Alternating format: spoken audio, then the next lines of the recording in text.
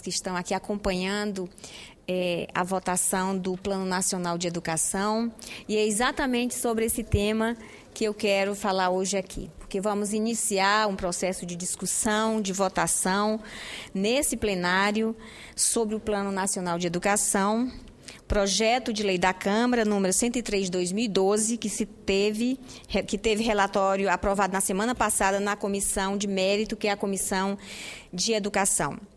Composto de 14 artigos, 20 metas e com previsão de duração de 10 anos, o PNE recebeu naquela comissão 95 emendas, sendo que 48 destas foram acatadas parcial ou integralmente pelo senador relator Álvaro Dias. O relator fez modificações em temas como o investimento em educação, o cumprimento de prazos, a educação especial, a alfabetização, a qualidade do ensino e a valorização dos profissionais de educação. Há avanços no relatório do colega senador Álvaro Dias, mas há também modificações que afetam estruturalmente a concepção inicial de abrangência de preceitos constitucionais e que se distanciam da realidade da educação brasileira. O relator acata a proposta original de investimentos públicos em escolas comunitárias e filantrópicas da educação infantil e na especial, assim como em programas sociais do governo federal, tais como o ProUni, o FIES, o Pronatec e o Ciência Sem Fronteira. O acatamento é, por demais, positivo. No Ciência Sem Fronteira, por exemplo, o governo federal começou desde o dia 2 deste mês a oferecer bolsa de estudo no exterior, também para o mestrado profissional, com duração de 2 anos e formação específica voltada ao mercado de trabalho. Já o Pronatec, que vem se firmando como gerador de renda e riqueza e promovendo o desenvolvimento regional, dá demonstração de ampla adesão. Segundo o Ministério da Educação, 5 milhões de estudantes de 3 mil municípios já se inscreveram no programa Pronatec. Então, são ambos estratégias que me parecem procedentes, pois já demonstram eficácia na realidade brasileira. Nos últimos 10 anos, milhões de estudantes estão ascendendo pela educação, tornando cada vez mais justificáveis tais medidas de investimento. Aliás, no tocante aos investimentos públicos, o relatório aprovado na Comissão de Educação no Senado manteve a meta de se alcançar 10% do PIB para a educação no decênio, sendo 7% até o 5º ano de vigência do PNE. Para tanto, o PNE fixa a estratégia da Meta 20 de garantir fontes de financiamento permanentes e sustentáveis para todos os níveis, etapas e modalidades da educação básica. Como autora da PEC número 101 de 2011, incluída no projeto do PNE, que destina 10% do PIB para a educação, considero de suma importância a manutenção desta proposta no projeto do PNE. Elevar o investimento na educação é um desafio que há muito está posto na pauta política e administrativa do país. Como bem sabemos, os investimentos brasileiros em educação ficam atualmente entre 5% e 5,5% do PIB. Os 10% do PIB a que se refere o PNE exigiriam um acréscimo próximo a 225 bilhões de reais a números atuais, supondo-se que o PIB chegue a 5 trilhões de reais em 2014.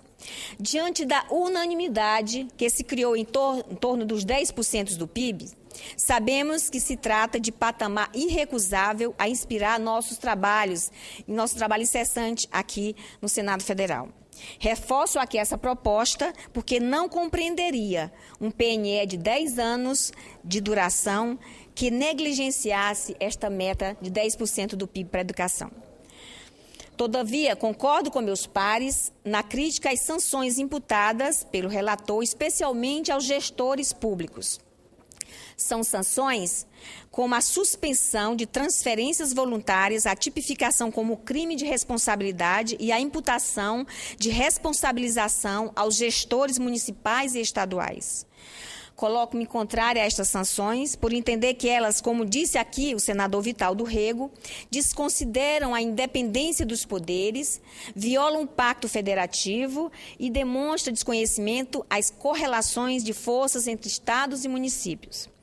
essas sanções incriminam os gestores, principalmente aqueles gestores de pequenos municípios e de estados, que se veem diante da impossibilidade de ter aprovadas leis específicas que tratam do plano de educação e do sistema de ensino. Destaco também a meta 4 do PNE, que cuida da questão relevante em nossa sociedade, que é a educação especial para alunos com deficiência, transtornos globais do desenvolvimento e altas habilidades ou superdotação. Sou autora da emenda que sugere nova redação ao texto desta meta. Totalmente comprometida com a manutenção desta meta, proponho a universalização para a população de 4 a 17 anos, do atendimento escolar aos alunos com deficiência, transtornos globais de desenvolvimento e altas habilidades ou superdotação, preferencialmente na rede regular de ensino, garantindo o atendimento educacional especializado em salas de recursos multifuncionais, classes e escolas ou serviços especializados públicos ou comunitários, nas formas complementar e suplementar em escolas ou serviços especializados públicos e conveniados. Neste contexto, apresentamos 14 itens que vão desde a universalização do atendimento escolar, preferencialmente na rede pública, na rede regular de ensino, passando pela contabilização das matrículas quanto ao repasse do Fundeb, formação continuada dos professores, oferta de atendimento educacional especializado complementar e suplementar, criação de centros multidisciplinares, ampliação do programa de acessibilidade e o monitoramento deste acesso, oferta de educação bilíngue à educação inclusiva, fomento à pesquisa, ampliação das equipes de profissionais de educação e definição de indicadores de qualidade e a definição dos perfis dos alunos especiais. Esta meta foi prontamente acatada pela CCJ, porém recebeu acréscimos, modificações e supressões do relator. Mesmo assim, em muitos aspectos, as propostas que formulamos foram consideradas, como se pode verificar no relatório do nobre colega. Como já justifiquei nesta casa, o atendimento educacional das pessoas com deficiência tem evoluído bastante em nosso país, com a ampliação da rede de atendimento e com o desenvolvimento de novas concepções pedagógicas. No campo legal, merece destaque a incorporação ao texto constitucional da Convenção das Nações Unidas sobre os Direitos das Pessoas com Deficiência e também a publicação do decreto número 7.612 de 2011 do Plano Viver Sem Limite. A própria Constituição e a Lei de Diretrizes e Base da Educação Nacional já haviam aberto caminho para uma visão mais inclusiva dos deficientes em todas as esferas da vida social. Porém, é preciso que se diga que muito antes de todos esses avanços institucionais e legais, a luta das famílias e dos próprios deficientes foi responsável por construir toda uma rede de proteção, acolhimento e educação das pessoas com deficiência. A participação dessas entidades no atendimento educacional das pessoas com deficiência não é incompatível com esse novo momento institucional e legal e podemos dizer que, na verdade, é absolutamente necessária. Tais entidades têm capacidade técnica e compromisso humano com a causa da educação das pessoas com deficiência e podem compartilhar com o poder público esta tarefa, tendo muito a oferecer e a ensinar sobre o assunto. Nesse sentido, apresentamos a emenda com o objetivo de recuperar a redação da meta 4 do PNE acordada na Câmara dos Deputados.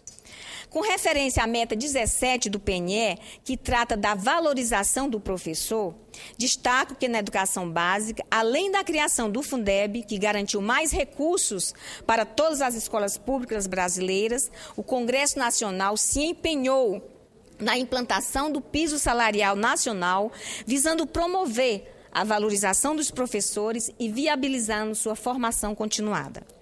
Embora entenda que a valorização do professor não se resume apenas ao piso salarial, reconheço que tal empenho se fez procedente. Foi uma grande evolução, sem dúvida nenhuma. Então, é inaceitável que alguns estados brasileiros ainda não apliquem o piso salarial nacional para os nossos professores, que foi uma luta, uma conquista dos professores e desse Congresso Nacional. Precisamos nos empenhar na promoção de uma cultura de valorização e respeito ao professor, e esta valorização se dá em casa, nos espaços de decisão política e nesta Casa de Leis, onde discutimos o PNE hoje.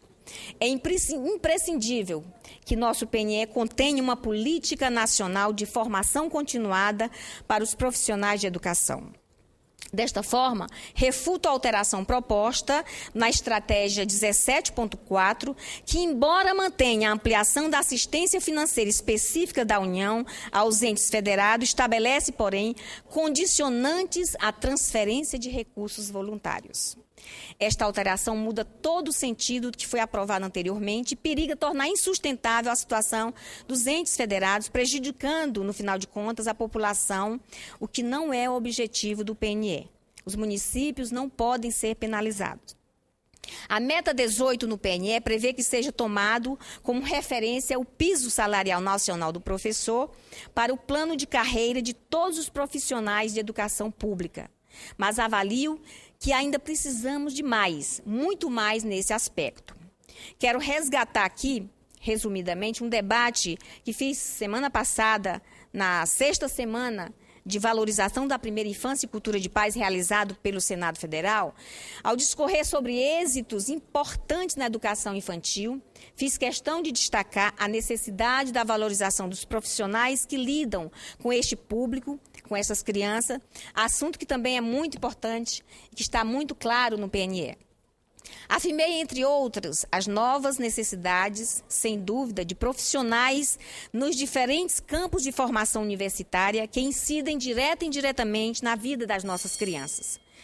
Entre tantos profissionais que cuidam da primeira infância, não poderia deixar de destacar o protagonismo dos nossos professores.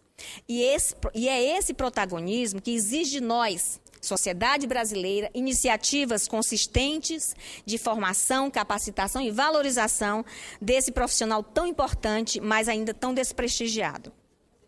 Senhor presidente, senador Paulo Paim, eu queria aqui falar da importância desse debate do PNE, hoje no plenário do Senado Federal, que eu penso que vai enriquecer o debate, que será muito importante que nós possamos aprovar o PNE hoje. Já temos 3 anos que estamos aqui a debater no Congresso Nacional o Plano Nacional de Educação. Mas eu queria também aqui me solidarizar com o senador Mozarildo Cavalcante, que fez aqui uma homenagem ao ex-governador de Roraima, Otomar de Souza Pinto, pelos 6 anos de seu falecimento. Certamente, senador Mozarildo, Otomar de Souza Pinto foi um governante forte, decidido, de grande popularidade e que procurou fazer um trabalho sério, foi um governante sempre muito preocupado com a transparência de seus atos, com a vontade imensa de fazer o melhor pelo povo do nosso querido estado de Roraima. Então, queria também, como o senhor, homenagear o ex-governador de Roraima, Otomar de Souza Pinto. Muito obrigada, senhor presidente. Senadora Ângela Portela, agora é a senadora Ana Amélia.